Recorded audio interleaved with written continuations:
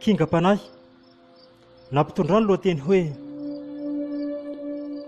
baiko sa herisetra sa fanandevozana. Avy aty malaky, diovy daholo ireo fa ratsy. Tandremo tsy madio fa hahitangano amin'io. Ajasia nandrasondraso, tsisy an'izany hoe dinaso. Izay anie ale tsy mety. Za efa miteny hoe ataovy malaky be. Anao ve tsy te hinan-kanina sa tsy mba te ho olom-banina? Aleo fa lazako hoe tsy hovanina. Raha izay ngamba no tianao fantarina. Malemilemy sy manala baraka sa mbola ampiarako amin'ny daka? Dia amin'izay fantatrao tsara sy voafakafaka, ary mitenena eo moa hoe tsy mahazaka. Alefa sotroy ty rano ty, dia tohizo ny asa. Tandremo tsy fitomanizana ty, fa sao dia ho voarasarasa. Rehefa manao tonga dia ataovy, fa tsy manao toy ny tanjakan'tybavy. Vitao haingana ho aho fa mbola be ny ho avy, dia rehefa avy eo fafao ireo tokotany feno goavy.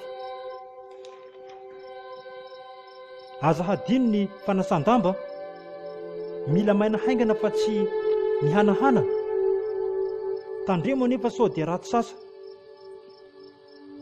ka aza mitaveravera fa mbola maro ireo asa. Rehefa marary reto ny fanafody, tsy mila betaraina fa hoano, ka tsy mila ampodipody. Toy izany ireo asa fa tsy mila janona, ka misotroa rano be raha mahatsiaro tena fanina.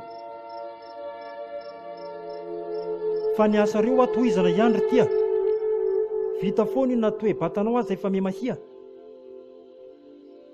Mihinana sakafo rehefa tonga ny lera, fa amin'izao aloha atao ny asa rehetra fa tsy mitaveravera.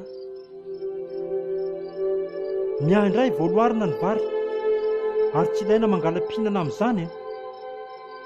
Mila hitako manao raharaha mandra-pahatongoavako avy any, fa tsy hoe vita ny sasa dia mipetrapetraka fahatany.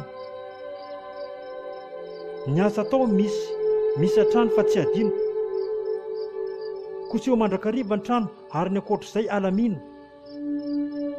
Kaza mba atao ahitako lalitra ato na dia iray, fa ataoko mahita trano ianao ka ho tena ho fay.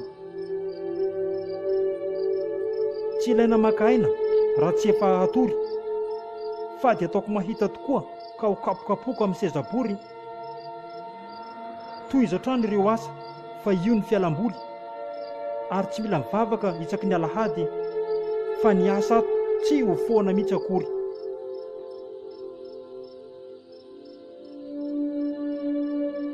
Mpanoratra Patrick, na hoe Kinga.